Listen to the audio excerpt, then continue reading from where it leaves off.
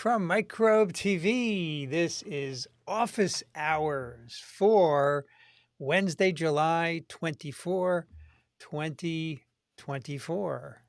I'm Vincent Racaniello, and welcome to your viral corner of the internet where you can get virus questions answered. And tonight, microbiology.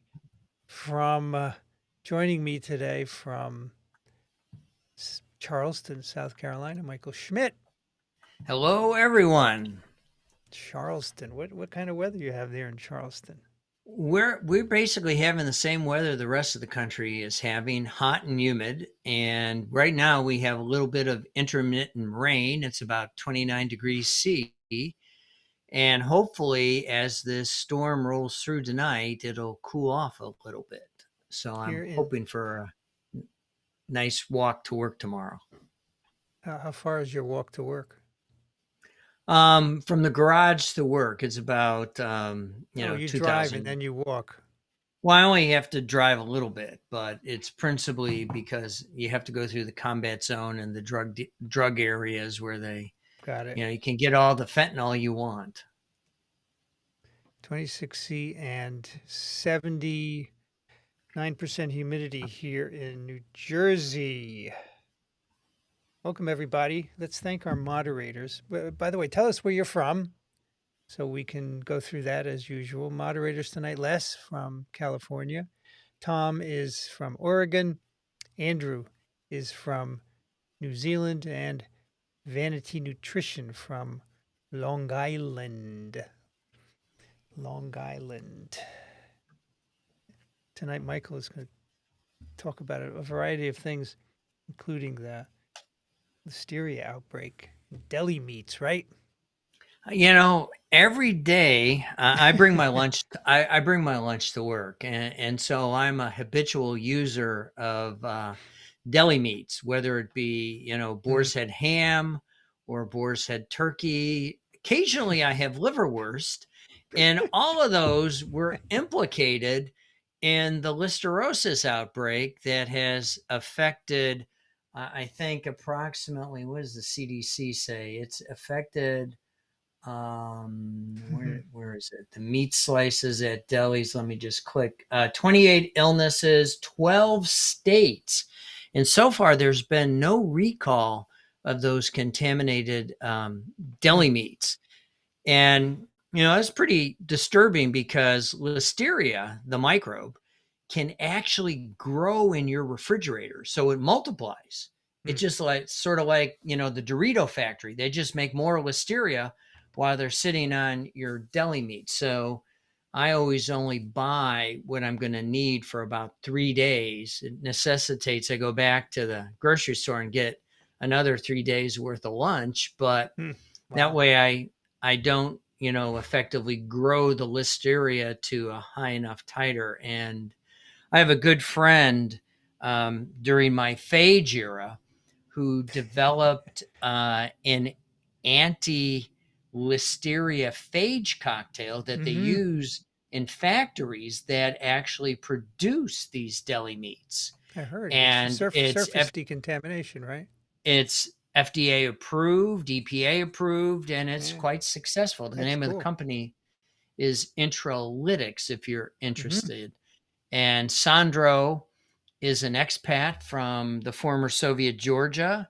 He was on faculty at the University of Maryland. I don't know if he still is. And when I got to know him quite well, when he and I went on a trip to the former Soviet Union, and we went to a conference in St. Petersburg, and then we went on to Tbilisi, Georgia, to visit the Eliava Institute where he once worked.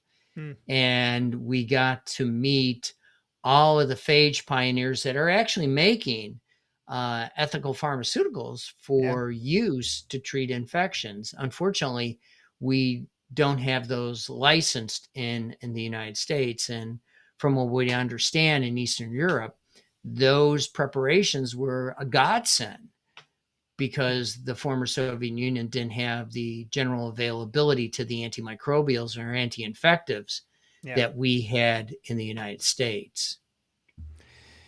Well, we'll go into that in some depth. Let's see where people are from. Elizabeth is in West Virginia, where it's 28C. As we said, Tom is from Oregon Coast Range, 73F. That's pretty moderate. Yeah. Will is in Changsha, China, where it's stinking hot. 40 degrees. That's 40. pretty darn hot.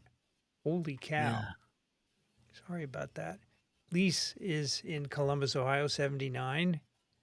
Picked my first batch of red tomatoes. I have no tomatoes yet. I don't know. Oh, Do you? I am literally coming out of my ears in tomatoes. They started producing in mid-June, and the plants are about to give up the ghost right now. I planted cherries, heirloom beefsteak, and just garden variety beefsteak, and I got so many tomatoes. I feel like an old Italian grandmother making sauce. Yeah, I make sauce. That's a good thing to do with excess tomatoes. Yes, Wayne is but I from don't. Urbana. Yes, you don't make But I sauce. don't know how to can. I don't know how to It's can. not So hard. It's not very hard. Kang is from Chicago, 23C. Kip and Laura are in San Francisco. Thank you for your support of science communication. Kip is going to watch the Biden speech tonight instead of listening, but you can always hear this later, right? So thank you that's for your right. support and enjoy that. Here's Mark Martin. Hello, Mark Martin. Welcome. How is Jenny doing? Oh yeah. Jenny took a spill, and Mark got us all concerned. I hope she's getting around the house okay, and I know that you've been taking good care of her. Brian is in Montreal where it's raining in 23C. Midge is in Australia, if I remember. Been away a few weeks due to losing my pup. I'm sorry about your pup. It's tough to lose a pup.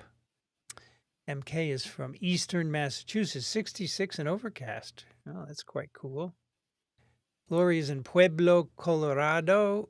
Joseph is in Ontario. Joseph was at our 1 p.m. TWivo live stream today. Hmm. Artemis is in Montreal, 23C.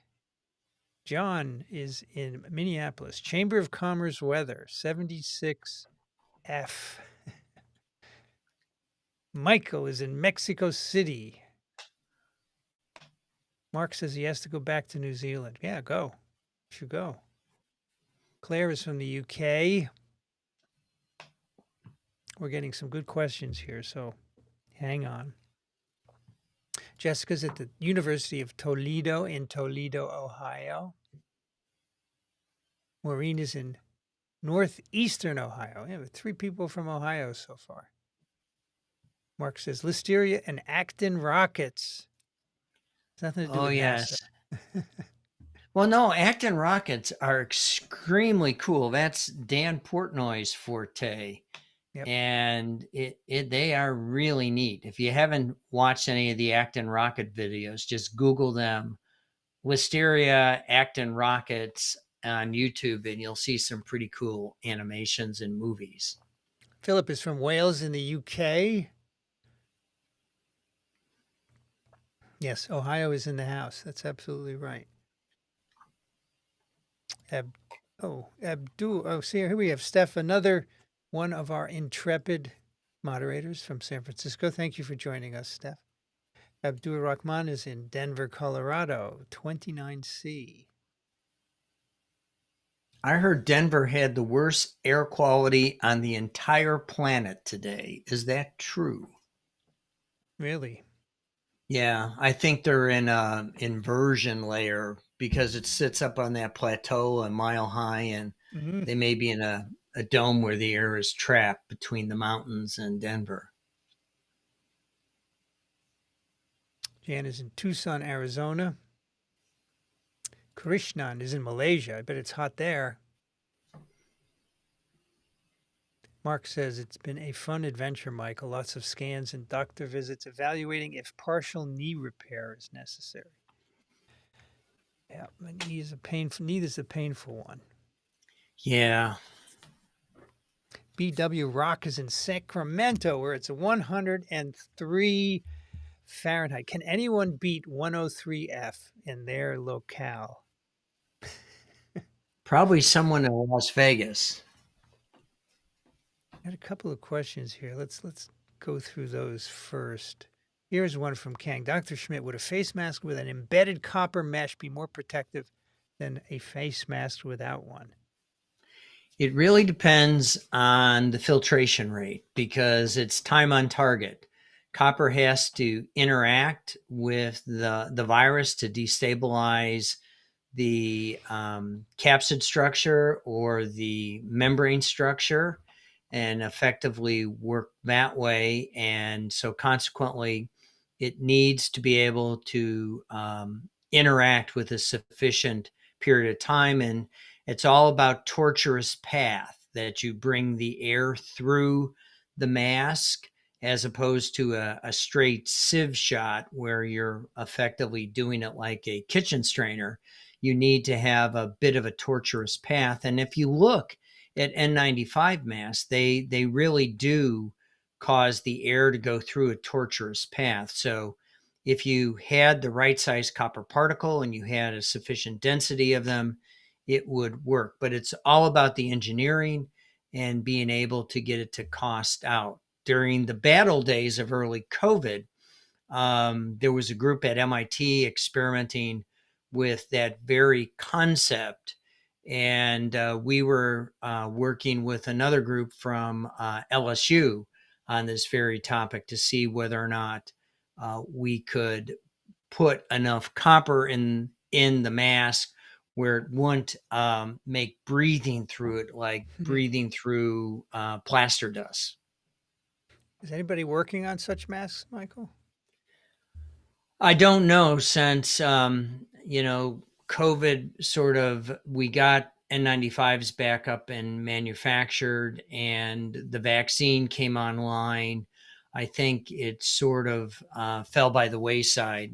Certainly the preliminary results are been published, and if you remember that very early paper that was published in the New England Journal of Medicine showing that metallic copper surfaces could indeed inactivate SARS-CoV-2, that's effectively where all of this tumbled out to. If anyone was going to be able to do it, it would be somebody like NIOSH or someone who a group where they understand the fabrications of masks and how to get the proper airflow where it's not impeded, but at the same time having sufficient contact time with the antimicrobial agent in order to inactivate the virus. And viruses are a harder nut to crack than bacteria because you have to go through the tissue culture phase in order to see how effective you are. And again, we don't know because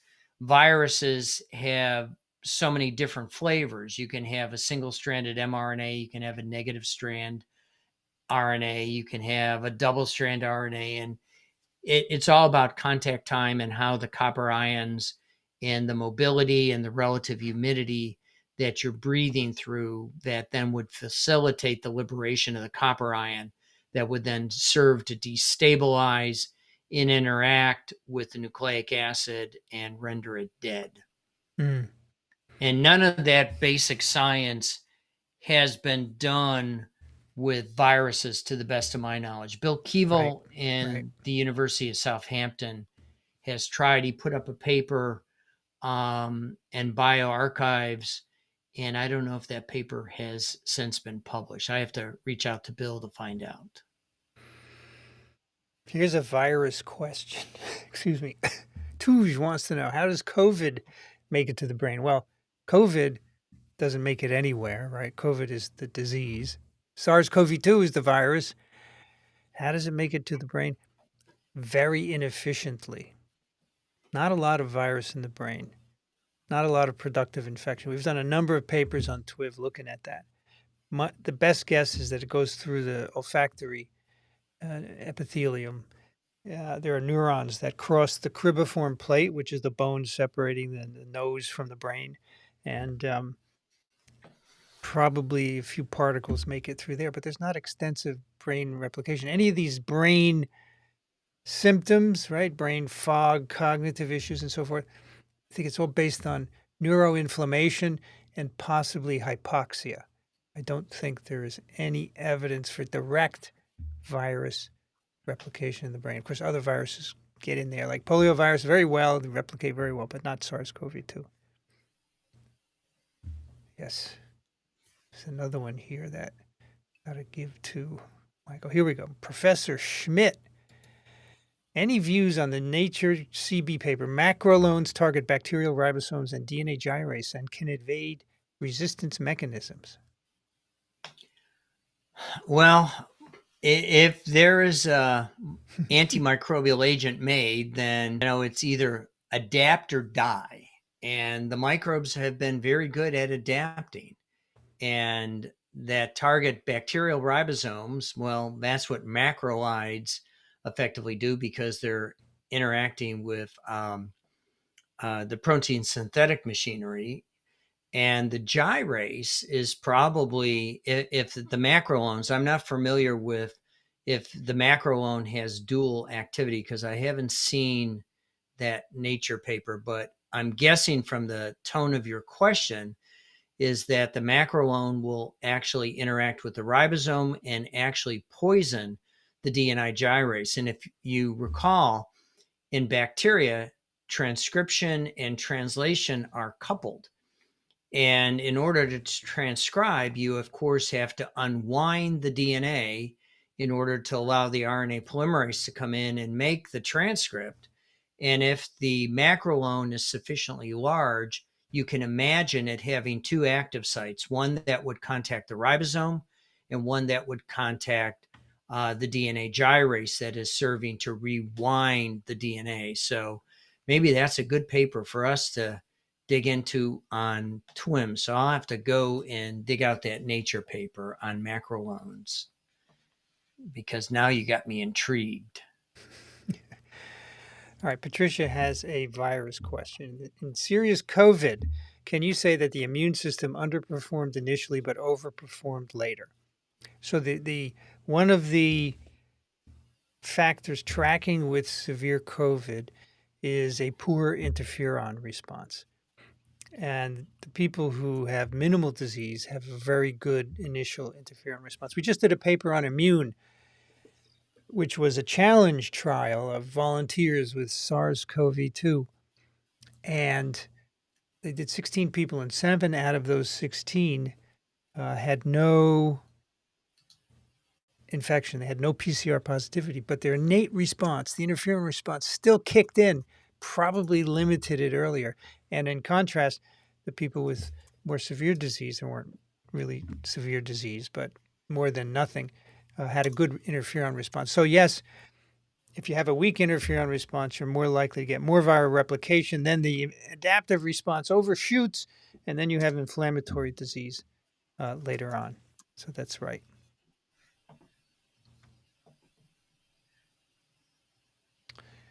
Artemis has an interesting question, which is a crossover between Michael and myself. How is it decided which disease to combine in a vaccine?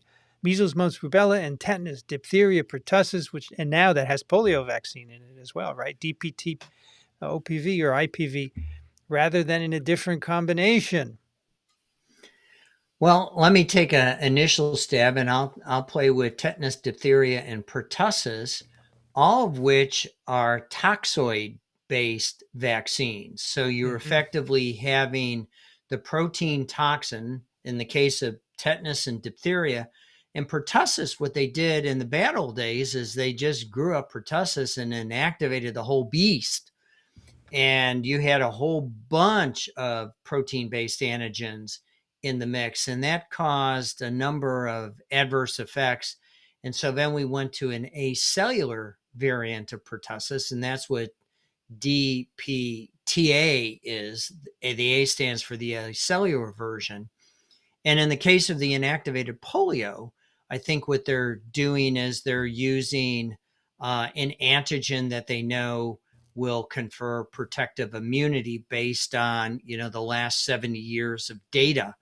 on how effective inactivated poliovirus is. And they combine all those proteins in a common vehicle. They add a little bit of an adjuvant, I think, with the case of tetanus and diphtheria, and you get a good vaccine. With the case of measles, mumps, and rubella, those are all live attenuated vaccines, and they actually mix live attenuated viruses together at the right concentration in order to elicit an appropriate, separate, and distinct immune response for each and every one of those diseases, for which you then develop the correlates of immunity. So Close, Vincent? yeah, I think that's good. I mean, the idea is if you can combine vaccines, it's less shots, right? Less doctor visits. I mean, I Absolutely. think the doctor visits going back over and over is a real problem for many people. And so measles, mumps, rubella. But remember, you have to test it because you don't know if the viruses are going to interfere, especially in the case of attenuated infectious vaccines like MMR. You have to make sure that they're not going to interfere. You do animal experiments and clinical trials and so forth. For the tetanus, diphtheria, pertussis, which now contains polio vaccine, they wanted to, again, combine more childhood vaccines into one shot. And they said, well, it's an inactivated vaccine, so it's not infectious, so we don't have to worry about that being with a couple of toxoid vaccines. And they had to test it. They had to do a clinical trial to make sure it works. So I think it's a matter of convenience and having similar vaccines. What other combinations are there, Michael? Do you know for bacteria? Not off the top of my head. I'm going through the list of list of childhood vaccines. Yeah, MMR, DTaP. Oh, then we have Pediarix, which is DTaP, Hep B, and IPV. So they added Hep B to that. Yeah.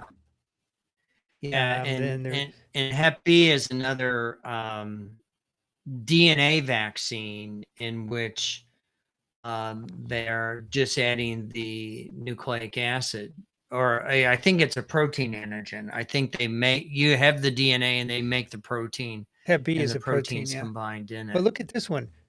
Yeah. DTaP, IPV, Haemophilus influenzae type B, and Hep B. 6 diseases targeted. 6 for 1. That's amazing. They Well, even have an MMR plus varicella, chickenpox. That's another live attenuated vaccine. Let me show you this page, folks, because you might be interested in this page. Let me turn Are on you on the screen. CDC site? I'm on the CDC site, yeah. Yeah, Screen it's share. chock-a-block full of great, good stuff. So here's combination vaccines, right? There's the URL at the top. You can see that. And then you go down here. There's your common combination vaccines for the U.S., of course. And there you have them. More than I knew about. 6 diseases in one, which is, what is that called? Vaxella? Vaxelis. Oh, Vaxelis. Michael, how many pneumococcal vaccines are combined into one? A lot, right? Well, there's Pneumovax, which is 23 polysaccharide antigens. 23. Oh and then there's the new Prevnar 20 that has, and remember, Prevnar is a conjugate. It's the polysaccharide capsule of 20 strains of Streptococcus pneumoniae that cause pneumonia in the human population, the 20 most common. And then they conjugate the diphtheria toxoid to each of those to effectively make it a better antigen.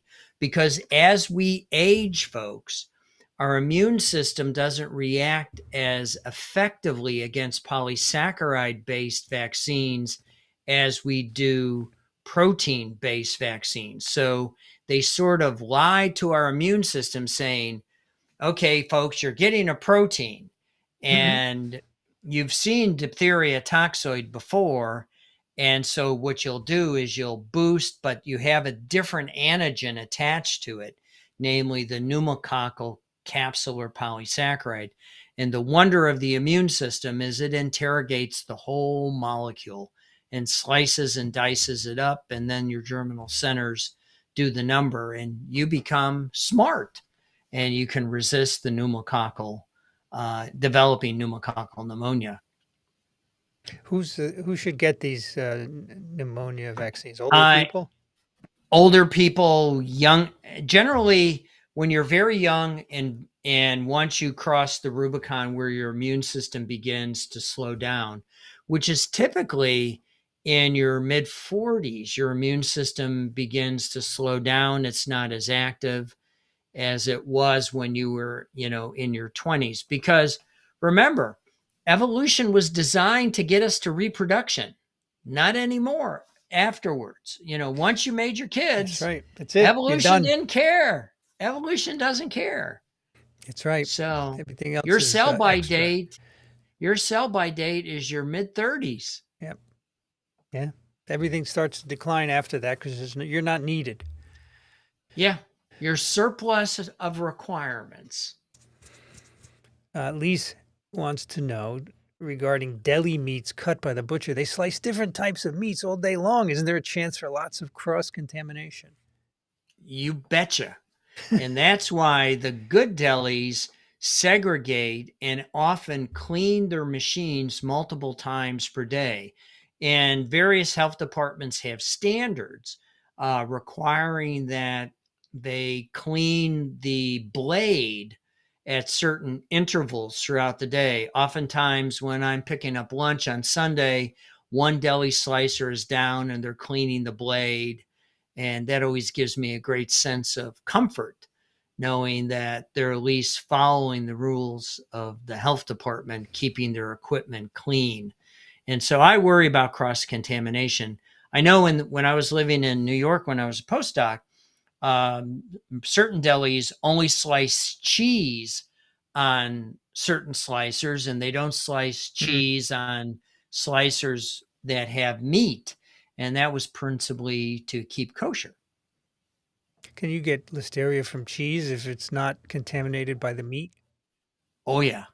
Yeah. Especially if it's, Listeria you can get commonly from unpasteurized milk products like Jalisco cheese, which is a Mexican delicacy. And so fortunately in the United States, we generally require our milk products be pasteurized if they're going to be made into cheese. And everybody gets their shorts in a knot over the French love unpasteurized cheeses, where the milk to make the cheese is unpasteurized because they say cheese is a preserved product that has been salted to an inch of its life to effectively kill off the microbes. But somehow Listeria always finds a way. Abdur Rahman wants to know any way we can attach a marker to SARS-CoV-2 so we can earmark how it gets into the CNS. Well, we can easily mark virus, but we can't put it in people. Okay, so that's out of the question. So you'd use animal models, but we don't have really any animal model that replicates what happens in people. The closest to brain is we have mice with a ACE2 transgene. ACE2 is the receptor, driven at very high levels by a keratin promoter. And those animals die actually of CNS infection, which is totally abnormal because people don't die of SARS-CoV-2 CNS infections. So that's not a good model. So that's the problem, Abdur, that we don't have a good animal model in which to study that. Same with long COVID. We don't have an animal model for long COVID. Otherwise, we'd be able to do it. Yeah. John. Thank you, John, for your support of science communication. What is the role of the gut microbiome in production and usage of serotonin? It's involved big time. We did a paper on that very topic on TWiM. There was, of course, that flurry of papers that came out in Cell in October of 2023 about serotonin and the gut microbiome.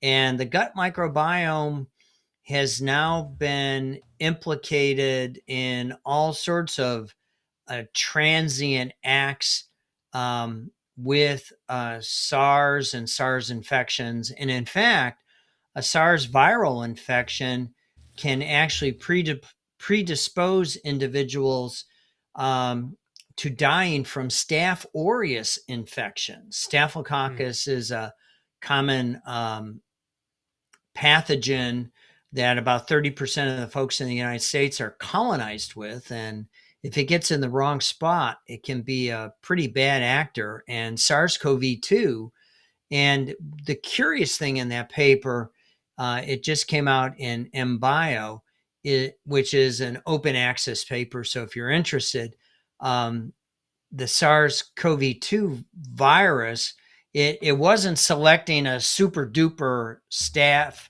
toxin producer. It was just selecting garden variety staph, and it made it a better pathogen. And, the end of the paper, of course, we need to understand the mechanism. And, it's one of these papers where you end up going, stay tuned. But the data are pretty compelling, and they confirmed it both in people in the early days of the SARS-CoV-2 outbreak in New York City, when we had no medications. Today we have Paxlovid, and we have monoclonal antibodies, and we have remdesivir, and we have molnupiravir. So we have ways of sort of toning down the SARS-CoV-2 infection. But staph is a major pathogen all by itself, and you don't want to give it that helping hand that SARS-CoV-2 seemed to have conveyed.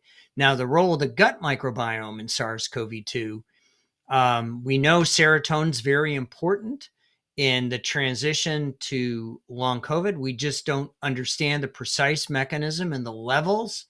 And of course, we need more studies on serotonin and what triggers that. It just may be a simple selection of deleting certain microbes that facilitate serotonin production in our gut. Because remember, serotonin is a friend of tryptophan, and bacteria love tryptophan, and they'll steal it. And so Michael, so sports equipment that stinks, like hockey gear, is that staph that gets on it that that's stinks? staph. If you smell dirty socks, that is staph. And it's a smell that anytime any of you who have walked into a high school locker room, you have smelled staph. So everybody has staph on their skin?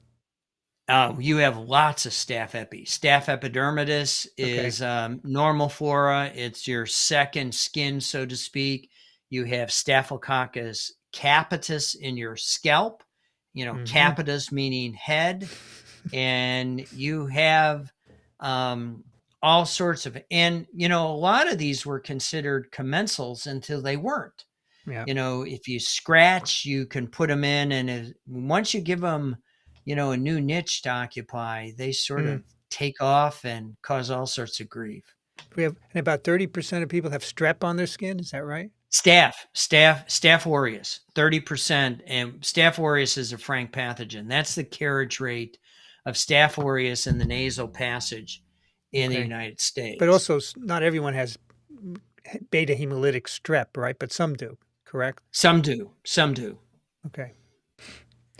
All right. Theodore has joined us from Corinthia, Greece. Welcome to the discussion here. And I asked for the highest temperature. Apparently, 105 today in Tucson. They just beat out Ray in Sacramento by a degree. They beat it, Will in China. Remember, Will in China was 104. Oh, yeah. Yeah, that's true. Yes. And Rima is here from Iowa. Hello and welcome. Martha's in Charleston. I'm very happy to see Michael Schmidt. I hope you are going to broadcast from here soon. Charleston, we could, right?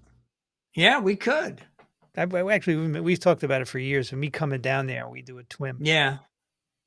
We have to do it one day. Abdur says the wildfire haze is choking the area. So he was in Colorado Springs. Yeah. Really bad particle cloud, probably lasting till tomorrow. I'm just getting there from Colorado Springs, and the difference is stark.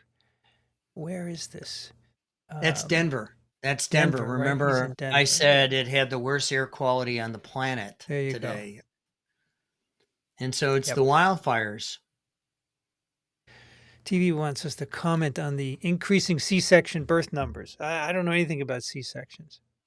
You probably don't either, Michael, except you get a different microbiome when you're You birthed by a you C-section. you do indeed. It's that famous quote from Macbeth. That Caesar wasn't born naturally of a woman, and Macbeth couldn't kill him, or could kill him. I don't remember my Shakespeare. That was a Somebody will correct century us. ago. Yes. Somebody will correct us. Let's see. Yes, Will says, in the brain, I've heard it might be cytokines. Yes, inflammation. That's cytokines are the root of inflammation, and so I called it neuroinflammation because it's in the brain, and hypoxia. Don't forget, a lot of COVID patients are hypoxic, right? They have to go into the ICU and get high flow oxygen, so that can cause problems in your brain as well. Yes. BW Rock says, since we're on the subject of hot weather, is there any data on whether COVID or other viruses are adapting to a warmer planet? Well, actually, the vectors are moving out of the range, right? The mosquitoes can have a bigger range because it's hotter. But I'm not sure about the viruses themselves. However, Michael, is there a fungus that is adapting to warmer temperatures? The fungi are adapting. We interviewed Dr. Arturo Casadeval at ASM's Microbe. It was TWiM 313. And Arturo wrote a book on fungi. And so we discussed his most recent book. And, I sort of tongue-in-cheek asked him, are you forecasting The Last of Us, the popular TV series that HBO Max produced last year, where the fungi effectively adapt to the global climate change is causing the fungi to adapt. And Arturo goes into great detail in his book about the fungi. The only reason mammals have become the dominant animal on the planet is because our body temperatures outpace the fungi, which were killing us off before we raised our temperatures. And so now the fungi are adapting so they can come and attack us. Okay, we have answers to Macbeth. Michael. Oh, good. Tom says Macduff of no woman born killed Macbeth. Mark says from his mother's womb untimely ripped. Yes. And Kang says Macduff was able to kill Macbeth because Macduff was ripped from his mother's womb. That is correct. Right? That is correct. I love that people know this stuff. It's just great. All right, let's go back to where I was. According to Abdur, Denver is only third in worst AQI according to local news after two cities in Indonesia and Pakistan. It's surrounded by hills all around, so the smog from the fires hangs on top. Okay. I don't think I'd want to brag for any of those three cities. I mean, it's pretty scary when we can't breathe. Dr. Schmidt, thanks for sharing your knowledge. Can I borrow a neuron from you? And you can have one neuron from either one. Yes. That's all. But I'm not sure it would do you any good. You wouldn't know which neuron to take. Yes. Dr. Schmidt, Abdul Aziz writes, are honey active bacterial properties or is it just sugar at the level we consume? It's hard to answer because honey is a natural product that is produced by the bee, and it's the product of pollen. And, the sugar concentration effectively squeezes out the last drop of water that the microbe so desperately needs. And principally the way honey is antimicrobial is it's hygroscopic. There's no water available for the microbe to live. There may be other antibacterial peptides that the bee is bringing in with various microbes, like bacilli and other things that make antimicrobial peptides and bactericins from the gram negatives. But I'm not an expert enough in honey properties to understand whether or not you can pull an antimicrobial out of it, or if it's So just diluting the Mark water. says Manuka honey has some stuff that is definitely antimicrobial, but yes, osmotic pressure is the primary force. Thank you, Dr. Martin. Doc Martin. Yes. Doc Martin. Okay, John wants you to discuss the most interesting work you did in biodefense consulting and how to be effective when talking to non-experts in those roles. Did you do biodefense Well, consulting, Michael? I did when we were working with the Phage project. I Okay. principally did it on the phage side of thing, looking at phage to effectively come in and prevent the infection from starting. That's the trick, is you don't want the infection to get a foothold. And the best way to explain technical things to individuals is to use metaphor, and so that they can actually relate to what you want to prevent from happening.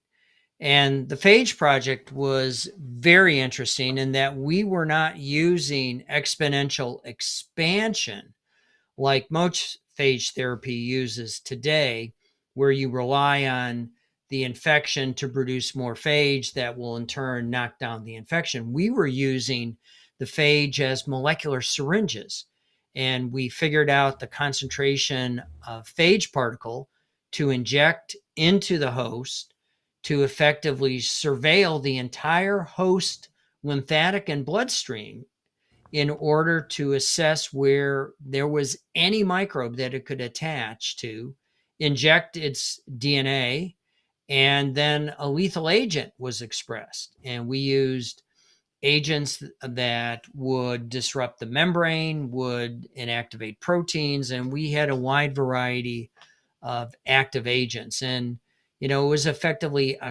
a missile against a missile, if you will. Okay. Artemis wants to know, is a poor interferon response responsible for other viral infections? Well, for several other viral infections, severe disease is associated with mutations in interferon genes. It's true. Like herpes simplex encephalitis is associated with defects in interferon. Many other viruses, but I don't think we can say all because you'd have to check each one. But I think interferon is really important for that initial defense. And if you have a poor interferon induction for whatever reason, you're going to do poorly. So I think generally speaking, yeah, you need to have good interferon responses. I think I remember reading once that as we get older, some individuals can become immune to their own That's interferon. right. Yeah, we make antibodies to our own interferon. That I can think, be all sorts of bad. oh, that's horrible. Yeah, that's associated with severe COVID. But it turns out that 20% of people have antibodies to interferon. And as you say, it increases with age. So, yeah, that's a problem.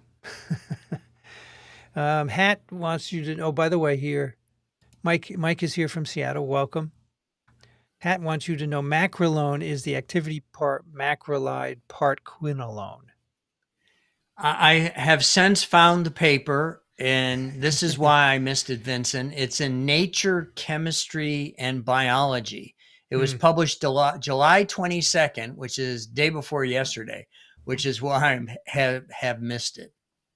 So we'll throw that into the hopper for one of our next TWiMs, because I think it's pretty cool. Kang asks, I remember a micro book with an illustration where horses were used for antitoxin generation. Are horses still used? I think so. It was for tetanus or It was tetanus. It was right? tetanus and diphtheria. That was the old Pony Express. But I think now that we can make antibodies using cell culture, I think they're not bleeding many horses, because you get serum sickness with it when you use horse serum. The reason horses were used, of course, is because we don't eat horses in the United States intentionally, unless you go to IKEA and then you have a meatball. that was Many countries eat horse meat. horses, yeah. Yeah.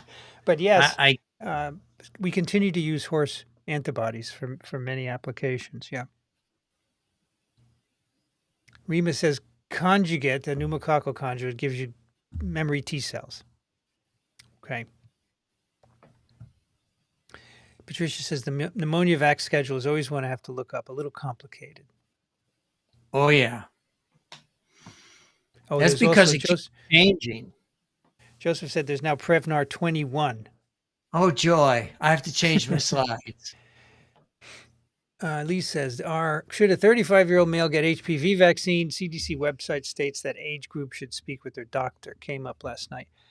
So I asked, I did a TWiV with a physician in Stockholm who works on HPV. You know, Stockholm is trying to eradicate cervical cancer, which is completely doable because only HPV causes it, nothing else. And they've stopped doing pap smears, actually, because all you need to do is swab the cervix and look for HPV by PCR. If it's not there, no matter what cytological anomalies you see, doesn't matter. If there's no HPV, you're not going to get cancer. So anyway, he said up to 45 years you can get vaccinated. Beyond that, you can't because it's never been tested in over 45-year-olds. That's So probably that's true. 35 should be okay.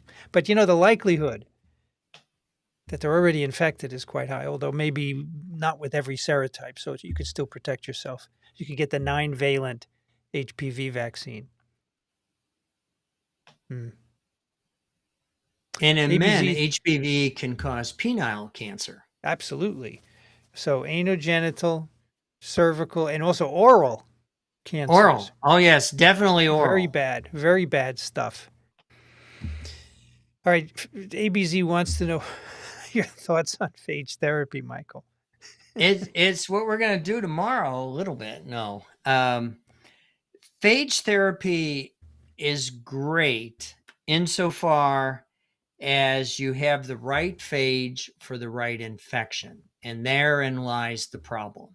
Because phage are both very specific and oftentimes, in the case of the exponential expansion, the microbe may be lysogenized with a phage and then it's immune to the phage therapy. So you have to pick a phage for which they are not lysogenized, or if they are lysogenized too, the phage is always lytic when it injects. Then you have the other problem of the receptor.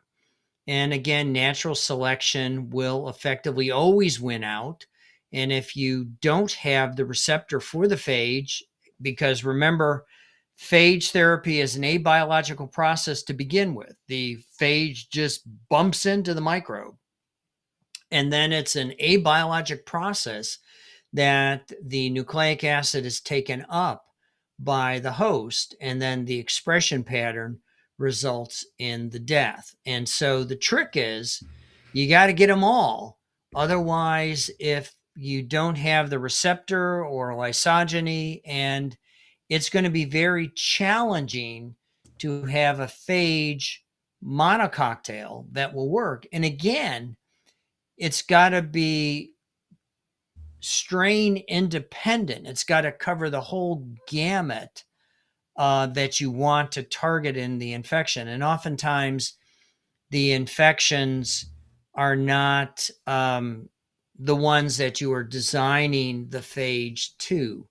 They are designed for specific strain, and it gets pretty crazy. Then what the folks at Eliava did is they would have a phage cocktail that had many different types of phage in it that would cover the spectrum of microbes. And again, in infections, you may eliminate one microbe, but many infections are polymicrobial. And then the other microbes will get a selective advantage because you knock down their competition.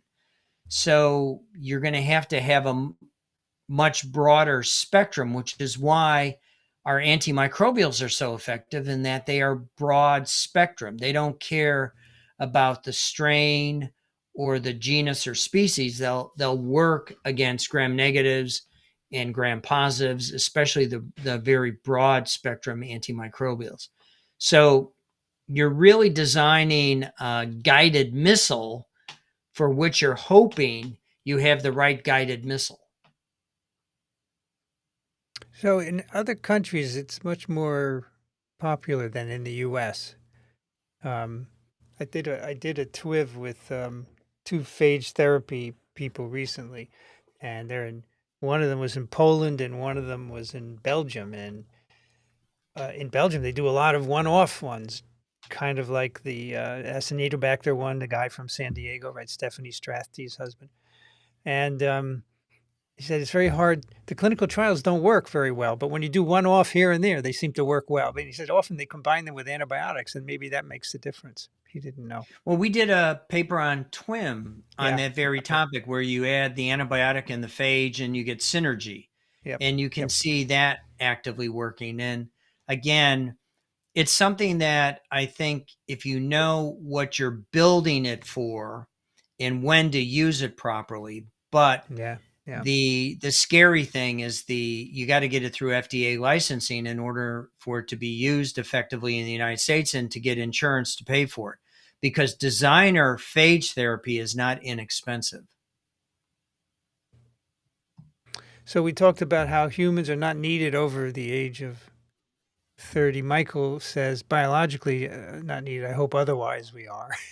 Oh Yes. yeah, we're definitely otherwise needed. Otherwise, Vincent and I would be past our sell by dates. And Andrew says not needed except for grandmothers, according to one hypothesis. Right. Especially elephants. The grandmothers in the elephant community are extremely important. Wow. They teach them where the water is going to be.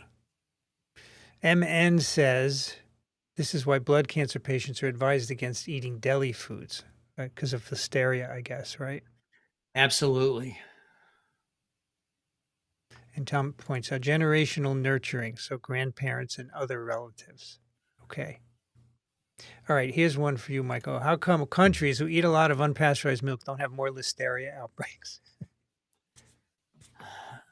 I don't know the answer to that question. It could be because milk is odd. Remember, it's first a non-Newtonian fluid to begin with. And if you don't know what a non-Newtonian fluid is, you should. You use it most every time you have a hamburger. It's called ketchup. You know, ketchup, when you shake the bottle, it flows more easily than when you just try to open it and pour it. It doesn't come out.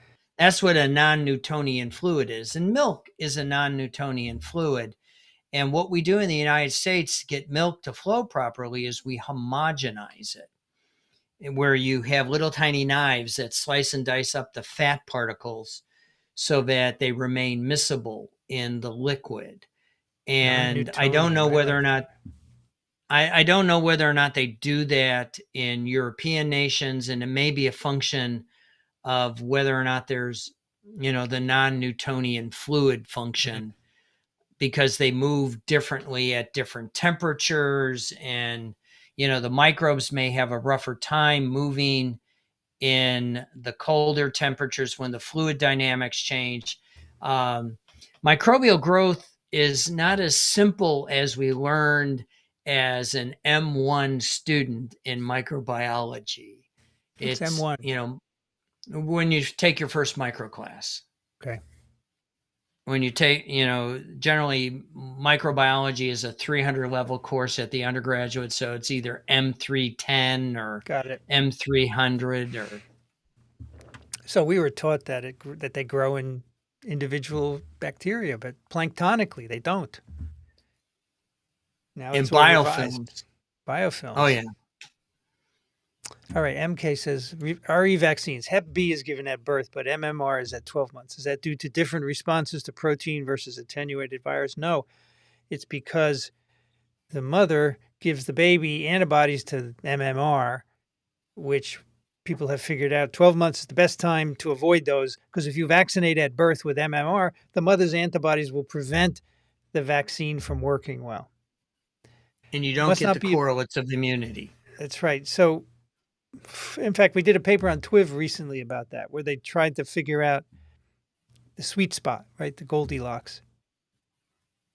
But Hep B, I don't know. That's a good question. I think it's always a toss up between your chance of getting infected. So the longer you wait, the greater chance you have of getting infected versus having the vaccine not work because of your mother's antibodies. So I think with Hep B, you're going to get infected very shortly after birth from your parents or at the hospital.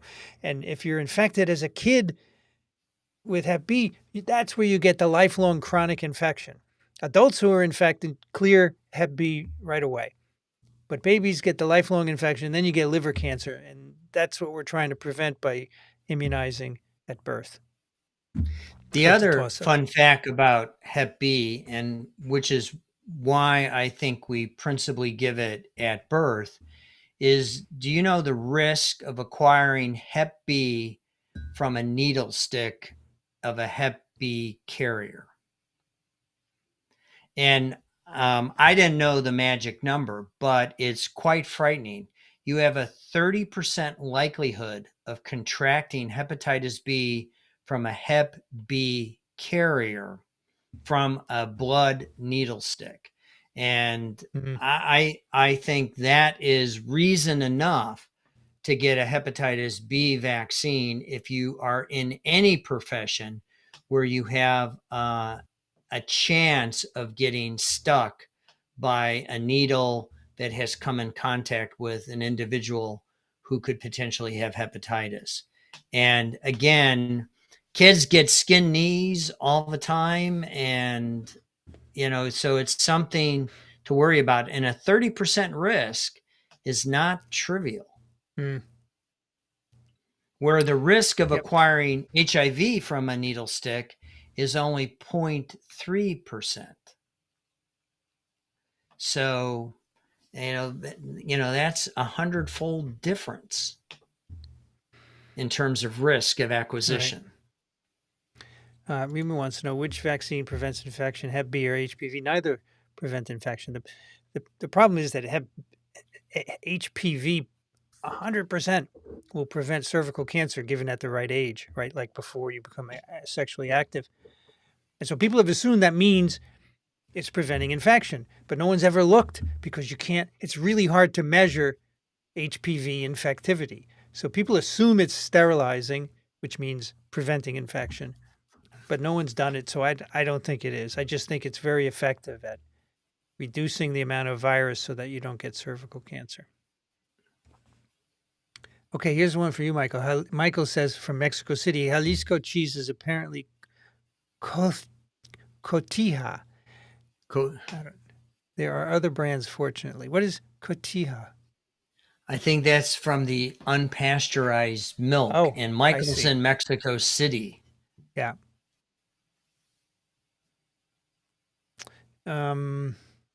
Martha says, I tested positive for SARS-CoV-2. Thank you for educating me. I will be safe. All right. You'll be fine. You'll be just fine.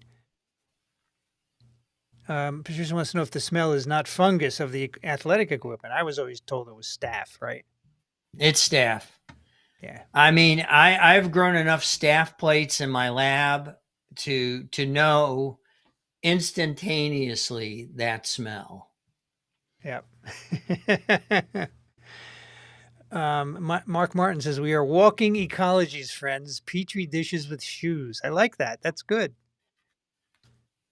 Okay, in the Thank you, temperature Mark. race in Southwest Idaho, it was 107, but Ooh. in Sacramento, 111 yesterday. Oh my gosh. If you put Madness crayons is outside, right. they will melt. Bobby says, imagine a world where people could actually see the bacteria on each other's skin. Well, you can do that with fungi. If you got fungi growing on your skin, a Woods lamp or an ultraviolet lamp will actually let you see ringworm growing on your kid's head. Yeah, like see-through glasses, seeing Yeah. people's bacteria. Not something you want to do. Artemis wants to know if Staph aureus has a benefit on our skin. Does it keep other bacteria under control? It certainly keeps Pseudomonas aeruginosa under control. And that's an opportunistic pathogen that can eat anything. So, it's a continuous battle between the good microbes and the bad microbes. And Staph aureus is a very it's sort of it has a Swiss Army knife of virulence factors. If you've ever seen one of those 2,000 part Swiss Army knives, that's effectively Staph aureus. It's got toxins, it's got immune evasion functions, it's got everything in. Back a number of years ago, Elio had on his blog, Small Things Considered, a paper by Nizet that used actually a Swiss Army knife metaphor. And it's a great way of thinking about the virulence factors that the Staph aureus actually possesses and is able to. It's got a tool for anything that we can actually throw at it. Philip says his 8-year-old has severe rhino infection. I'm sorry to hear that. Amy would be interested in that. I don't think she's Yes. listening tonight, but that's her wheelhouse. So he had a rhinovirus with an enterovirus. Well, rhino and some is an enteroviruses are rhinos are okay. classified as enteroviruses, but the species is rhinovirus, but they're in the enterovirus genus. So I'm surprised it's causing a severe infection, but it can. This is an 8-year-old though. I'm surprised, but Amy would know better. So there are some severe infections, but of course now he's worried that they're going to get COVID on top of it because there's lots on the ward. Yeah, I can understand that.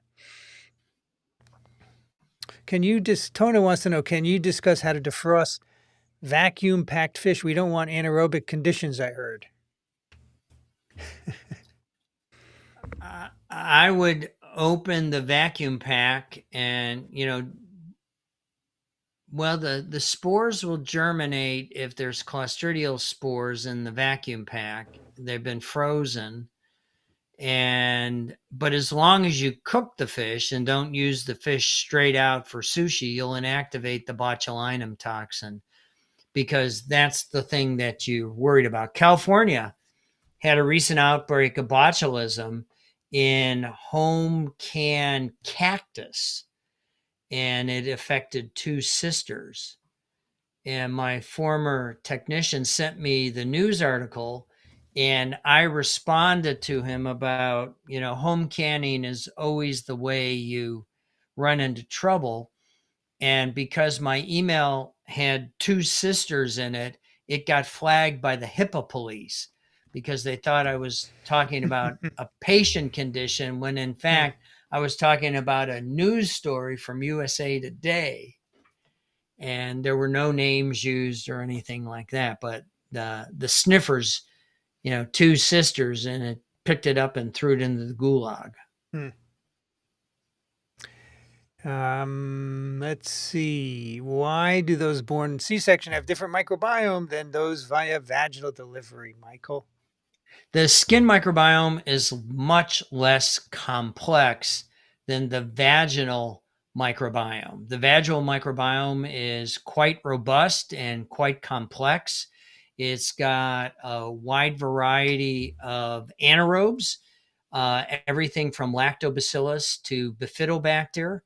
Bifidobacter was the first gift every one of our mothers who, when we were born vaginally, gave us, and it helps us to digest first the colostrum from breast milk and then breast milk, human breast milk.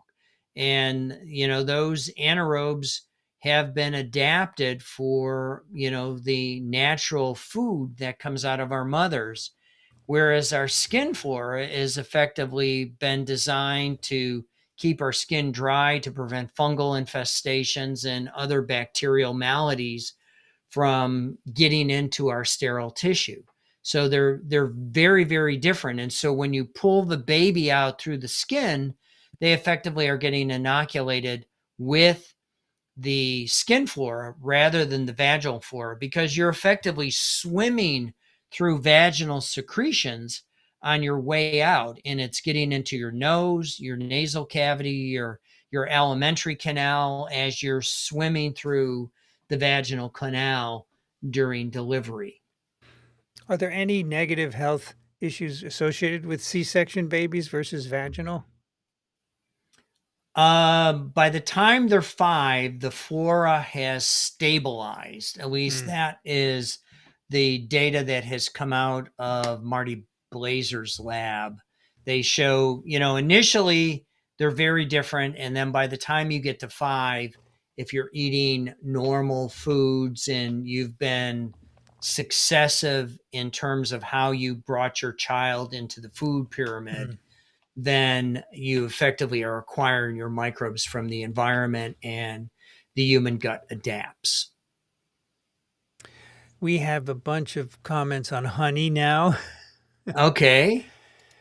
So Andrew says in New Zealand, Manuka honey has antibacterial properties that has made it too expensive to eat.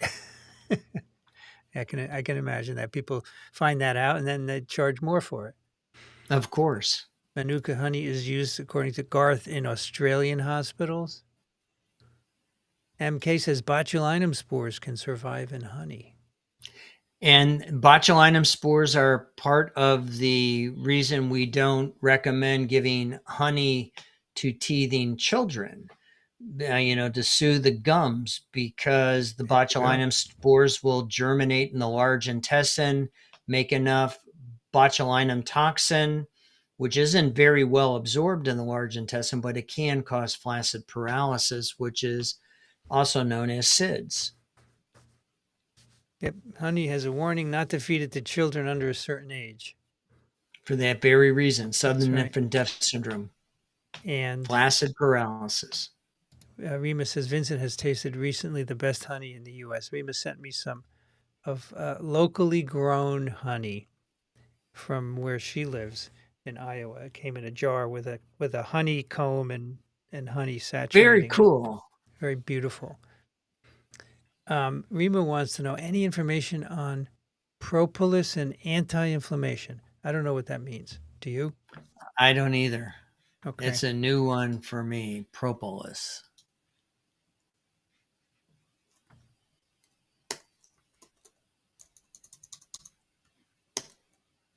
Hmm.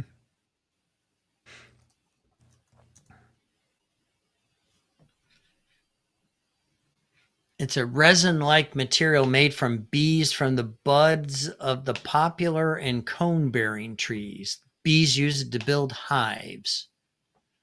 Has And anti-inflammatory properties. it seems to help fight against bacteria, viruses, and fungi. I don't know. Something so broad is very suspicious. Yeah. Propolis is what the queen bee eats. Oh, okay. Well, it's good for queen bees, right? Yeah. So that means it's expensive. Well, the hive invests in the queen, and they only have one queen. They rarely have more than one. Yeah. All right. Kang wants to know any phage killing normal microbiome and causing disease. We have lots of phage in our gut, and they can, trim your microbiome. That's effectively one mechanism thought behind travelers' associated diarrhea. Is you drink some bad water that has phage in it, and all of a sudden it begins to mobilize your microbiome, and you get a turista or diarrhea, transient diarrhea, not the hemorrhagic type, and you generally treat that just with Gatorade and a good book. I think he means if you give people phage therapy, are you going to wipe out their microbiomes? Probably not, because unless the targeted organism is indigenous to their microbiome and it cross reacts. Generally, phage therapy is very specific for specific pathogens, like in the case of the individual in San Diego, it was Acinetobacter, which is not normal. And so consequently, that's part of the problem. They can be made very specific though, right? Right. So when you hit your microbiome, yeah.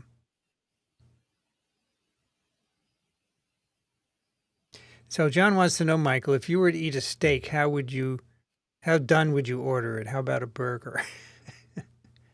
The burgers, if you know how many cows were involved in the production of the burger, you can have it medium rare.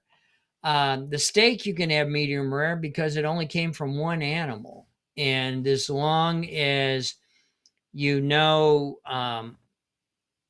that the butcher has butchered the animal properly and that it hasn't, contaminated the steak with the digestive tract of the animal, you're generally in good shape. Burgers, Mm. on the other hand, they in commercial slaughterhouses, they generally blend the scraps into ground beef. And so that's why if you can get the beef ground at the local grocery store or your butcher shop, and you tell them you want chuck and other specified cuts of meat in it, Mm. then you know what's involved in the production of that hamburger. I always have hamburgers medium well, where they're at least 165 degrees, and my steaks I generally have medium. So what are you worried about from the intestinal tract of cows? E. coli E. coli. 0157? You're worried about E. coli 0157 and all of the other bad enteric pathogens that can come along. Mm. And so do all cows have 157? Not 0157? all cows, not all cows, but it's Okay. out there at a high enough density that you begin to worry about it. And it's really cross contamination out of their rumens.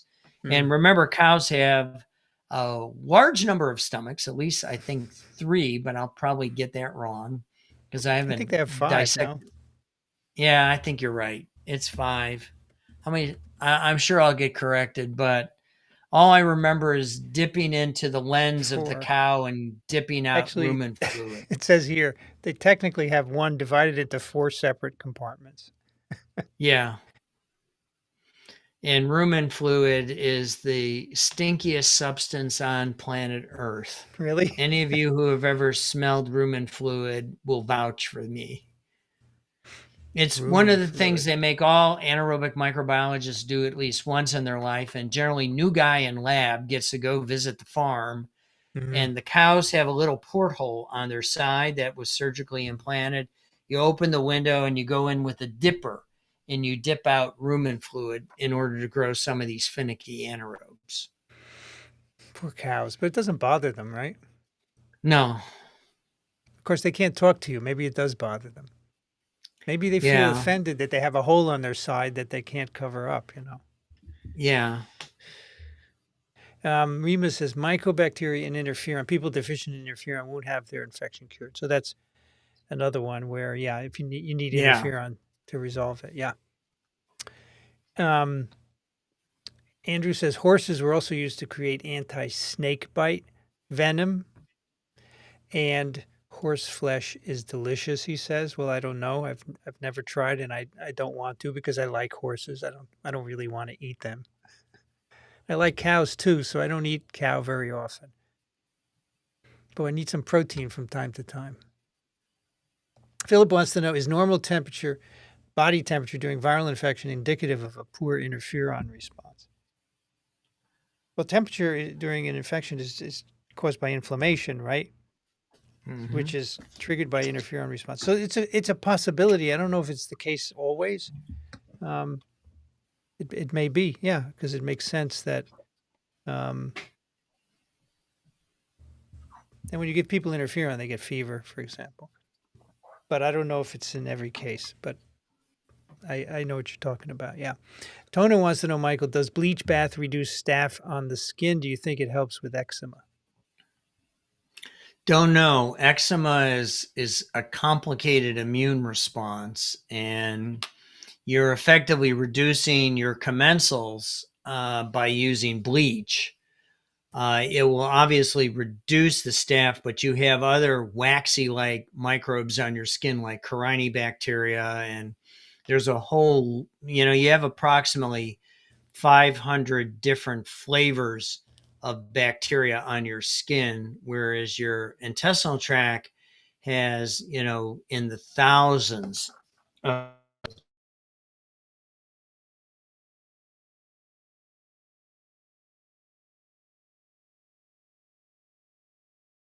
Can I talk? Say something. I want to know if I can hear you. Can you hear me? Can you hear me? Yeah. Okay. I can hear you, Vincent. Okay. Very good. So, should you use bleach to get rid of staph? I don't think you need to, right? I don't think you need to. I think just go to soap and water will reduce their numbers to a sufficient level. Will says, in the brain, if cytokines are bad, would dexamethasone be helpful? So, yeah, in the second phase of COVID, when you're in that second week and you have an inflammatory driven disease, they will give you steroids. That's the whole point. Yes. And so, if you're having brain issues from that, it should take care of that as well. Hello, Carol, our favorite nephrologist from California. Welcome. Heather's about to drive home. We'll miss this. Wanted to drop a like and send love. Thank you for helping us learn. You're welcome.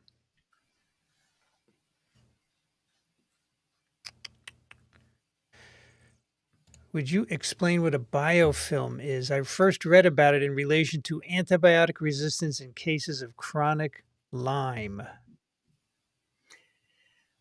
In its simplest form, it's a community. You can think of it as a city of bacteria. And just like a city has many individuals, so a biofilm has many individuals. They can be from the same family, they can be from different families, and they are all cooperating with one another. Each player in the biofilm community has a specific job to do, whether it's to consume someone's waste or produce waste that is needed by the community, or simply to keep the predators from entering the community. And it's an extreme dynamic. And probably the most relevant example for each and every one of us is that what makes our sewage treatment plants work.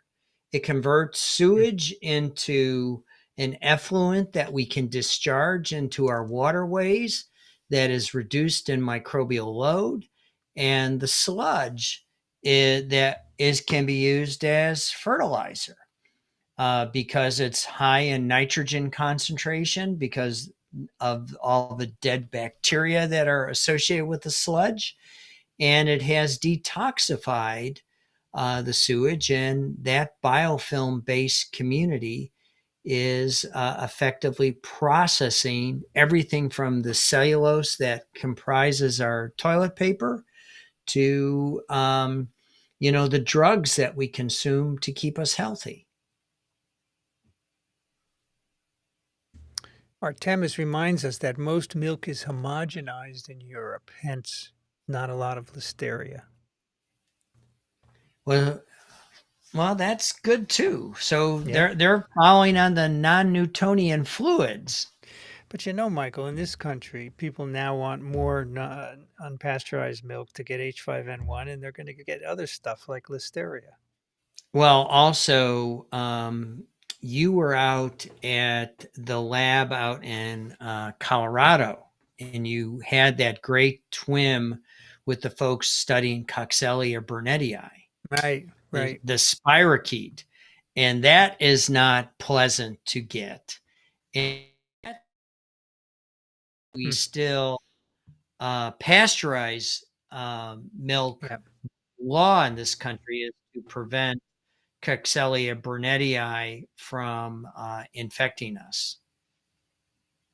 John says, I'm seeing good natured people being seduced by chemophobia an unfounded fear of chemicals, usually by supplement sellers. Have you encountered this? For example, anti-parasite smoothies. Yes, it's always the supplement seller because they can make money selling their stuff.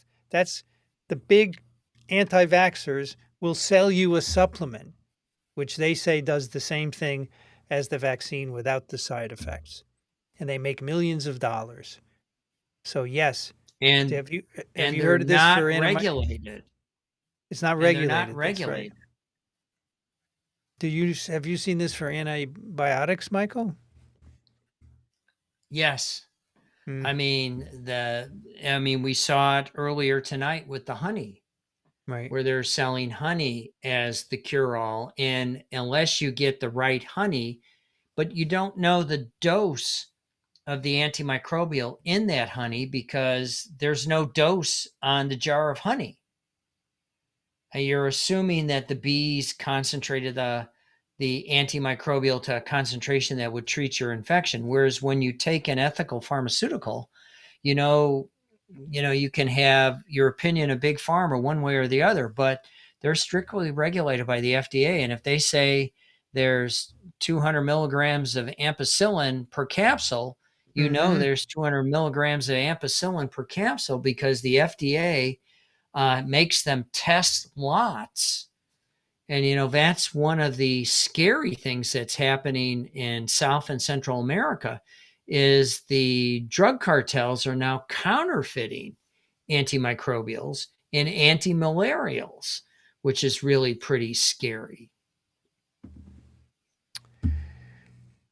Let's see here. Patricia says if I had COVID in August 23 and then February 24, do you think they were two different variants? And so I'm looking at covariance.org, and the answer is yes, you would have two different versions of Omicron. I could look it up exactly, but I don't want to take the time now. But you can go to covariance.org and look it up. So, yes. MK says pregnant women are advised to avoid deli meat and soft unpasteurized cheese due to Listeria causing miscarriages. And that's one of the principal effects of Listeria is stillborns and miscarriages. And again, the people at greatest risk for Listeria infections are the immune compromised, pregnant women, and the elderly, because again, they don't have the ability to fight off. And Listeria is again one of these facultative intracellular parasites that can avoid immune detection. Going back to the actin rockets that Dr. Martin mentioned earlier in the broadcast. Artemis wants to know more about mother's antibodies interfering with vaccine efficacy. Okay, so here's the story. The mother has antibodies because she was vaccinated or infected. They're present at a low level. They are passed through the placenta to the developing fetus. When the baby's born, the baby contains antibodies reflective of the mother's immunological experience. And they begin to decline shortly after birth and eventually go down around 6 months, after which the baby's immune system is ready to make its own responses. And so it can get vaccines and so forth. So, right at birth is very early for a vaccine. I'm surprised, but it is a toss up because you can get infected right after birth and you don't want to do that.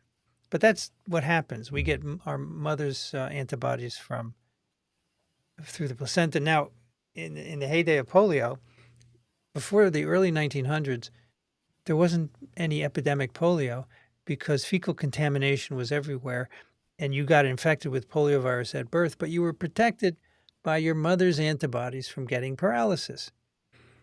And then we developed the sewer and the toilet in 1900. Now fecal contamination was less rampant.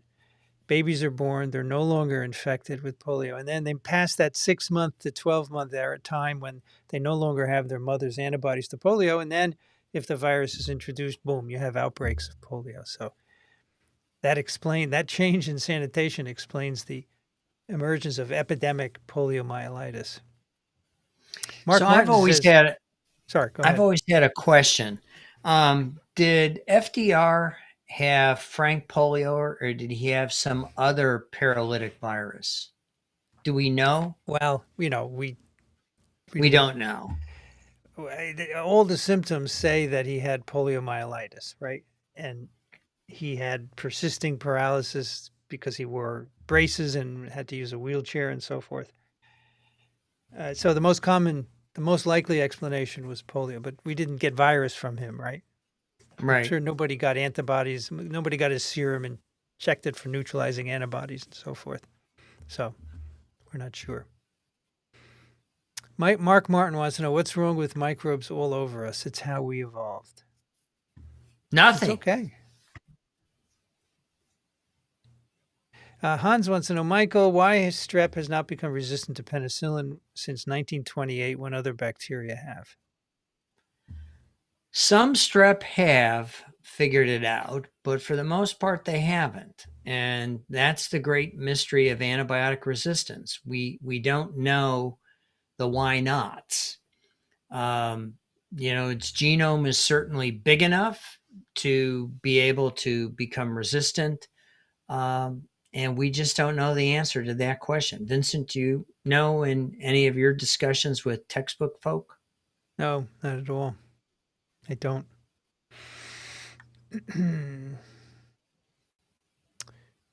Ariozo wants to know, those of us born of C-section, can we recreate the good flora we missed?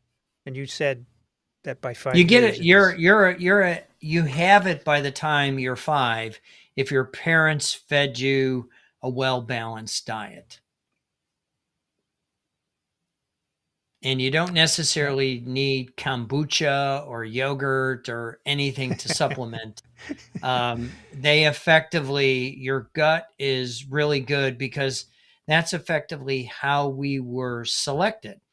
The microbes in our small intestine and large intestine are responsible for the diversity in our microbiome, and they do many important jobs for us. They make vitamins that we so desperately need, and they effectively process the food, and they make the right immune stimulants that we need in order to develop all the correlates of immunity that we need as we're getting presented with antigens. And the one remarkable thing about immunology is that transition from maternal antibodies, where we become self reliant on ourselves, effectively maturing our immune system. And, that takes us down the rabbit hole of thymus and natural selection of our immune system. And it's remarkable at how well it just takes care of itself. As Questella says, go vaginal microbiomes. Absolutely. Mark Martin says, I suspect methyl glyoxal is part of the Manuka honey story. Okay. John says, have you heard of bacterial mosquito dunks? Supposed to interfere with larva stage and safe for other insects and animals. I put 2 outside for a rainy summer. I feel like it worked. I don't. Well, you just literally drown the suckers. It's a surfactant in which, when the mosquito lands on the water to lay its eggs, they just sink and they Okay. end up in the bottom dead. Reader read a paper suggesting that grain-fed cattle were more prone to E. coli. I don't know anything about it. Uh, it's again, it goes back to, where has the grain been? And, why I always say, when you're looking at food poisoning, it's always the sprouts. And sprouts is nothing more than seeds for which we add water, and then they germinate. And, maybe that's the grain fed cattle are effectively getting a larger inoculum that has more, dehydrated E. coli and other bad actors on it. And Right. or it's changing the short chain fatty acid mix that results from just eating a diet high in grain as opposed to the mixed ferment that you get from grasses and other herbaceous plants that the cow's rumen is attempting to digest. So Rita worked at a vet school. We used a rumen donor steer to transplant rumen fauna to weakened animals. And she says, always need a change of clothes and a shower after rumen fluid See, transplant. I wasn't crazy, Vincent. It's an odor, Rita also got Q fever, not fun. which Caxiella is burnetii. Coxellia. Yep, Yes. yep, sure is. Good evening, everyone. I would love that steak well done. Professor, I'll send you my digital animal greeting card. Okay, Vincent at microbe.tv. Would love to see it. Tona says, any update with Angela M's podcast? Sadly, Angela has decided she can't do it. This is the Science of Exercise podcast, which sounded so exciting. And she's getting her PhD, and she said she can't do it right now. Maybe after she's done. Her committee talked to her and says, you have too many things to do. That happens. Tona says, do you think chewing xylitol gum is good for dental health?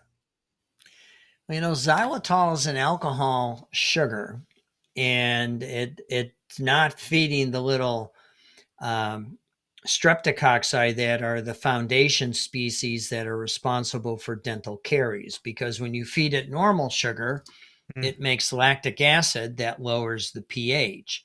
So the alcohol sugar doesn't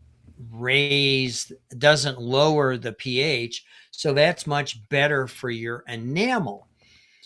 But the downside is if you consume too much xylitol, and you can get sugar-free candies that are often alcohol sugar based, the net consequence of consuming too much alcohol-based sweet things, the alcohol sugar moiety, is you end up with a very mobile GI tract. You get very loose stools. So it's good for dental health, but bad for the other areas of your body. But there's nothing wrong with chewing xylitol gum. Lisa wants to know if you eat lox or if you are concerned about Listeria. Well, it depends how the salmon was prepared. And, the thing with lox is you salt it. And the salt generally will inactivate Listeria because it's not all that halo tolerant. And so that's the trick. It's the gravlox of how you do it. Now, some folks use sugar to cure salmon. And, it depends on who taught you how to make gravlox as to which form that you will use. And I don't know which form of lox is the kosher variant, whether it's the one with the sugar, or I'm assuming it's probably the one cured with the salt. I have no problem with lox. I didn't even know that Listeria was a thing with lox. But I don't eat it that often, but now and then. It's expensive. Yes. Kang wants to know how many genes for antibiotic resistance can be transferred in a plasmid. Depends on the size of the plasmid. Remember, the sex plasmid in E. coli is 100,000 base pairs. So you can transfer a whole bunch. And there are much bigger plasmids out there than the fertility factor, which is at 100K. And those of us who work with plasmids in the lab use high copy number multi-copy plasmids, which are much, much smaller. But the antibiotic resistance plasmids are much, much bigger. So they can mobilize large regions of the genome. And of course, that's where pathogenicity islands have come from. This is oftentimes where you can transfer 200, 300, 400 kb of DNA from one microbe to another. And they need not be even the same species. And so you can really mobilize islands of genetic material. So antibiotic resistance and fitness factors can be moved on plasmids, and then the plasmid can exchange that nucleic acid with the chromosome, and you build the superbug, if you will. Bree wants to know if any probiotics work. Do they survive the trip to stomach acid? Some do indeed survive the trip through the stomach acid. Those are the ones that are enterically coated. Many of us are on an enterically coated aspirin so that it withstands the transit through the low pH of our stomach so that the aspirin then dissolves in our small intestine. And some probiotics are indeed coated that way.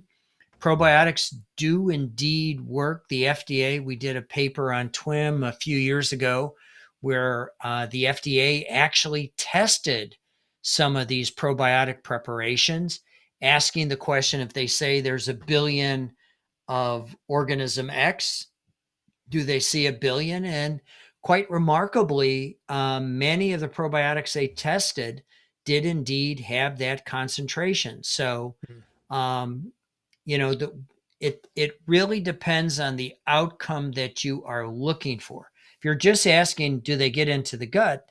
The answer is probably yes, because we can detect them at the other end in our stool.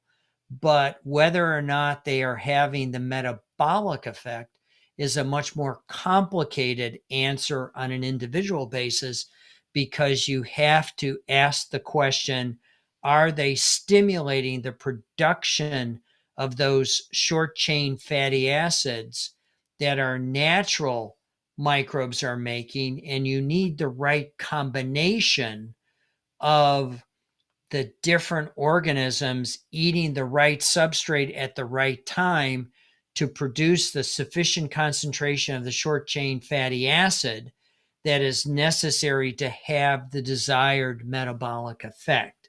We don't have good clinical trial data, to the best of my knowledge, on any of the probiotics actually answering the seminal question, do they make a sufficient concentration of butyric acid?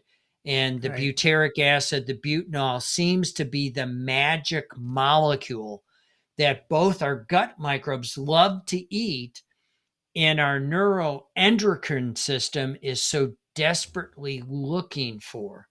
I think we're going to see some of those studies done because of the long COVID story. I think the funding will be in place to ask the question whether probiotics can actually goose the concentration of serotonin. Hmm. And that's probably where we're going to get some of the first evidence. And if I was writing an RFA for the NIH, that's what I would begin to see whether or not, because that could be an inexpensive way to address some of this long COVID situations, if it is indeed linked so closely to serotonin levels. Jan says that mosquito dunks contain BT, Bacillus thuringiensis, and that's the Oh, anti-mosquito activity, right? Right. yeah. So it's got Thuringiensis toxin. Yeah. Yep. Markle says, with the more frequent reports of Hep A infected frozen in other foods, is it prudent to get a Hep A vaccine? I shop at some of the larger warehouse-style food establishments. I don't know how common it is, right, to justify. I know when I was going to Brazil, it was suggested I get a Hep A vaccine, but I don't know. You should ask your doc. I don't know. That's a Daniel question. It's the Yep. travelers, and they've reformulated the vaccine for hepatitis A. When I went to the former Soviet Union, I got a Hep A vaccine that was, Hmm. um, and I think it's probably no longer effective. So I'll probably need a boost. Arita says a grain-fed cow has a different rumen pH than grass-fed, so Ooh, that's good to know. that could affect the microbiome, right? Oh yeah, you betcha. Bernard says the whole TWiV team is wonderful, but I think Michael is my favorite guest. Thank you for bringing him on. You're Oh, welcome. thank you. So kind. Only 85 likes. We have 94 now, 122 of you. Please hit the like button. Helps other people discover us. That would be cool. Mark says, I am not promoting this, but look up Zbiotics. This is a probiotic bacillus, generally regarded as safe, that expresses a gene reducing alcohol associated metabolites. Okay, look up Zbiotics, folks. All right, that's it for the questions now. I just wanted to chat a little bit about foodborne outbreaks. I wanted to show you this website, which is a CDC website. They actually have active investigations of multi-state foodborne outbreaks, and here are the ones that are being investigated. They have 2 E. coli, 4 Listeria, and 15 Salmonella. And if you go further down on the page, you can see where is it? Here, list the food outbreak notices. I have to click here. You can see the different notices and the contaminated food, the germ, and the year. So here, meat sliced at delis. That's what we were talking about earlier, Listeria. Yeah. Then we have a diamond shrooms chocolate. Ooh. It's making me Unknown. hungry. Cucumbers, organic walnuts, fresh basil. So it looked like from this table, Michael, salmonella is the most common, right? Oh yeah. Well, you principally are getting it from chickens, and the Uh-huh. CDC also has another fantastic a website called the NORS Dashboard, NORS, Mm-hmm. and then the word dashboard. And you can actually search by state, etiology, setting, food ingredient, water exposure, water type to know whether or not you're going to be, what's running around your neighborhood, so to speak. Mm-hmm. And the overall stats are we had between 2009 and 2021, we had 59,736 outbreaks. We had 2 million illnesses, 43,000 hospitalizations, and 2,300 deaths. So this is the quick stats overall. So, So, Michael, it, salmonella is in chickens, and so that can contaminate it, leafy greens. It can because contaminate meats and everything. everything. Right. You generally get it from your cutting board. You're preparing the I see. protein and you're not cleaning up your cutting board afterwards. And Got it. generally you sanitize your cutting board with a dilute bleach solution and Mm-hmm. a dish towel, and you wipe down the cutting board and it'll get rid of things. So when you have a listeria, so this, listeria is typically at the source, right? Yeah. Where does the listeria bacterium come from? It's ubiquitously distributed, and the reason you get it in the source is it can withstand refrigeration, whereas the majority of these microbes are knocked down by the cold temperature. They don't multiply in the cold temperature, whereas Listeria is a true psychrophil. It can grow at 4 Hmm. degrees C, Hmm. and it's on green leafy vegetables. It's in protein. It's everywhere, and you can typically isolate it from a lot of the foods in your fridge. Hmm. But generally, you go through the foods in your fridge fast enough that I see. you need So not worry unless you're at risk. it's a soil bacterium, right? Yeah. Okay, so the deli meats, how did that contamination occur?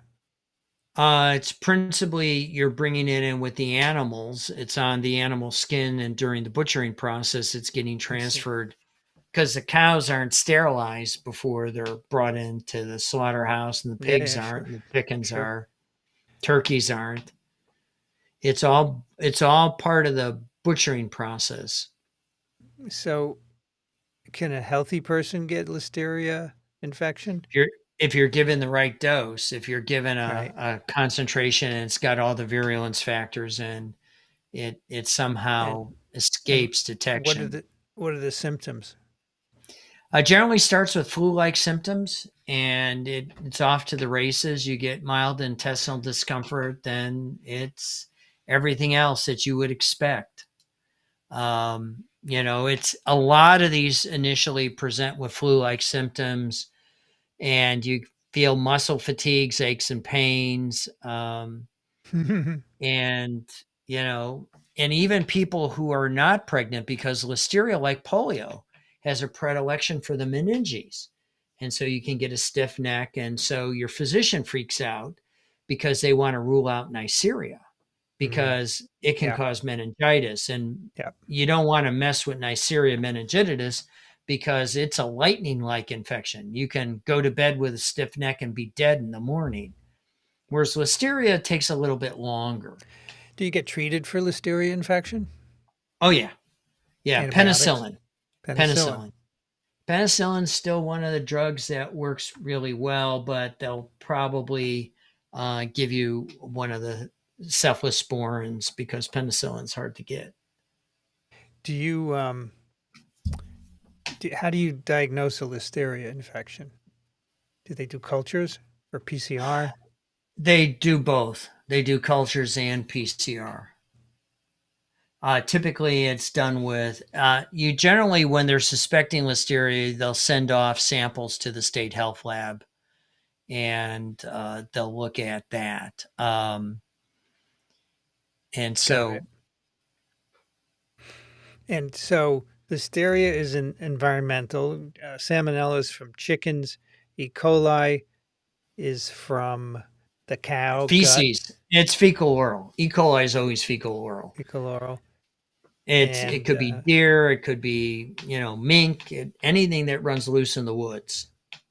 the one Humans, where they're not investigating, but which is a foodborne pathogen, is Campylobacter. Where does that come from? The cow also? chickens, Chickens. chickens, chickens. Campylobacter is nasty. It Of all the diarrheal diseases, Campylobacter takes the longest to rear its ugly head. It's a Salmonella and E. coli are good, in about 2 days. Listeria is sort of out there with Campy, but Campylobacter is is pretty nasty, and you can develop Guillain-Barré syndrome with Hmm. one particular strain of Campylobacter, where you get the paralysis that fortunately goes away, but it's still because one particular strain of Campylobacter jejuni has a strong association with developing Guillain-Barré syndrome, which of So course they worry about with vaccines. Markle points out last year the FDA reported an outbreak of Hep A from 4 different brands of frozen strawberries. So that's an example at a food source. That could have been a handler who was shedding the virus, right? Yeah. And Hep A, remember, Hep A and Hep E, A and E are fecal oral. Right. Now, E can come from wild animals as well as Yes, humans. yes, yes, My yes. understanding, yeah. Um, Tell me, Michael, when I say this, what does it mean? Bluebell ice cream. That's Listeria. That was a big outbreak, right? Oh, yeah. And it was literally in the ice cream machinery and the Listeria, because ice cream machinery, as you can well imagine, is cold. And the Hmm. Listeria just kept growing on that, all that beautiful fat that was put into Bluebell ice cream. And the tragic thing is the CEO knew they were turning out Listeria contaminated products, and they looked at the cost benefit analysis and he put it in an email and he went to jail. He committed a crime because the Department of Justice has criminal statutes. If you Hmm. knowingly send between the Department of Justice and the USDA and the FDA, Yeah, sure. they prosecute, and you don't want to send out bad product. That's why you're going to see, once they figure out what deli meat is contaminated, you're going to see a massive recall, and They then haven't all done that that out. meat. They haven't figured it out in this case yet, They right? haven't This most figured it recent. out yet. So, can you die of a listeria infection? Oh yeah, it's fatal. So all of these It can kill you. Listeria, Campi, Salmonella, E. E. coli, they coli, can all kill you. and it's the virulence factors. And in Mm, fact, E. coli 0157, if you give antibiotics, oftentimes the bacterium, as it's giving up its ghost, right. puts out more toxin than that crushes your kidneys. And the only way you can typically survive is if they put you on dialysis to dilute out the toxins that are effectively crushing your kidney, and hope that your kidney is robust enough to recover. Because it's, the toxins are Mm. the dirty deed, and you're getting hemolysis of your red blood cells that are clogging the kidneys up. And, these toxins that these creatures make are mean and nasty. Yeah. Vista wants to know, household antibacterials get into water and soil. Is this the problem? Is there any regulation? Antibacterials are eaten by Pseudomonas aeruginosa, which lives in dirt. I mean, Pseudomonas will eat anything. It eats almost anything. If it's got an aromatic ring, it breaks it. If it's got chlorine on it, it dehalogenates it. It's Pseudomonas will eat anything, as will Acinetobacter, and a lot of these soil microorganisms are optimally designed. You know that when we would play with E. coli in the lab, you can actually give them preformed amino acids. And E. Hmm. coli will take those preformed amino acids and give it a selective advantage. Pseudomonas accepts nothing. If you give it a preformed amino acid, it'll burn it as carbon and energy and to make its own. It trusts no one. Love It it. burns everything. Um, and also the stuff they put in triclosan, right? That's another one. Triclosan is, well, we've gotten rid of triclosan. Triclosan was good in toothpaste. It kept the little creatures at bay, Right. but it's a nasty chemical. Minnesota's first started to ban it, and it's been slowly being diluted out of everything. Okay, a couple of tips on cutting boards. Visto says, I have 2 cutting boards, vegetables and meats separate. Tip from the Bible. That's right. Leviticus is a good source of food safety. Old Rip, Testament. Rip de Camp says, after washing the cutting board, drench in lemon, then out the door goes into sunlight to dry. Okay. Yep. You got UV, which is trashing the DNA and RNA. The lemon is lowering the pH. And in fact, what they recommend is 3 parts water to 1 part vinegar. And if you Hmm. soak your strawberries in that, that effectively kills off the mold spores associated with the strawberries. And then you rinse the strawberries afterwards and you put them in a plastic bag after they're dry. And the strawberries can stay in the refrigerator without getting furry in 3 days. That's So, a good. That's a good tip. the low pH is really a great equalizer, because the Hmm. creatures that eat our food don't like the low pH, and Hmm. effectively that's what our stomachs are doing for us, is they are detoxifying that food load that comes in. And if you don't have enough acid, or if you're on a proton pump inhibitor Hmm. like a Priliquest or one of these others, and your pH in your stomach is not low enough, then you're at a greater risk Sure. of letting one of the pathogens sneak over the side. Will says, as a member of the Great Unwashed, I thank you for educating me. Hopefully something will stick. Okay. Tona says, good thing it's after dinner between listeria and smelly cow guts. I have no appetite. Uh, Cheryl says, wow, I'm feeling glad I'm vegan. Yeah, but you can still get listeria from veggies and some of these other things too, right? E. coli, certainly. Cantaloupes were the last big Listeria outbreak out of Colorado, was from cantaloupes, of all things. Right, right. Yes. The ones where they cut it up and they put them out, and you got to really, really be careful of those because they can get Yeah. contaminated by the handlers, right? Yep. Where's botulism been all night? Yeah, we didn't mention botulism, right? We Too did. rare, right? We talked about the cactus. We talked about the Okay. cactus.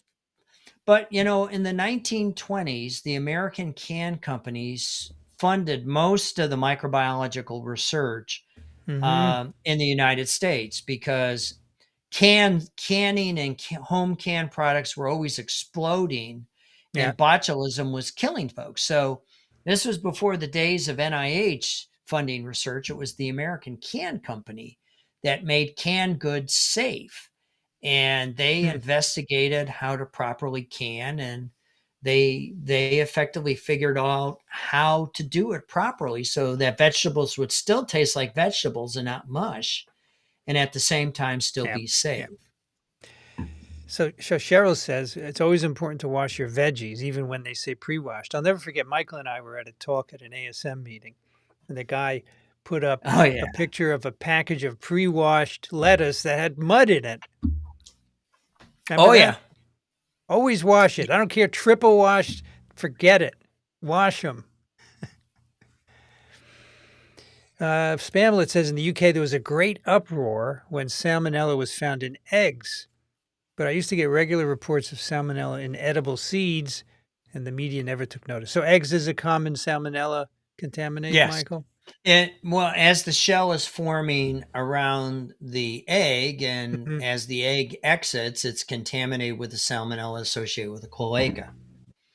And similarly with seeds, you have to know where your seeds are coming from. And this was, of course, we did a paper on TWiM about sprouts, and some of the sprouts were contaminated with salmonella associated with. And sprouts are nothing more than seeds that we add water to allow them to germinate. The media does take notice when people die. Yes. Tona says Listeria Bluebell was a swindled podcast episode, if you want to go hear that. Mm-hmm. Lee says that Bluebell CEO deserved to go to jail. That was criminal intent under the fact pattern. Jeez. It was indeed. Okay. Good night, Mark Martin. Thanks for coming. I hope Jenny Uh, feels better. in the last, all right, let's do two more. Questella says, are other animals like raccoons infected by any of this, like Listeria, E. coli, can't be salmonella? I would guess Listeria, right? Oh yeah. Because they're walking around in the environment. And they Mike steal our food. Mike asks, would the water vinegar rinse work to prevent mold on nectarines or other fruits? Probably. Yeah. But the fuzzy fruits are a little bit harder because you got surface area, and you got to make sure that the active agent. So you mix up the vinegar and the water so that you have a solution, and then you dip them in there. And they need to have And sufficient contact time. finally, does microwaving frozen fruit before using it in my oatmeal kill foodborne bacteria or hepatitis?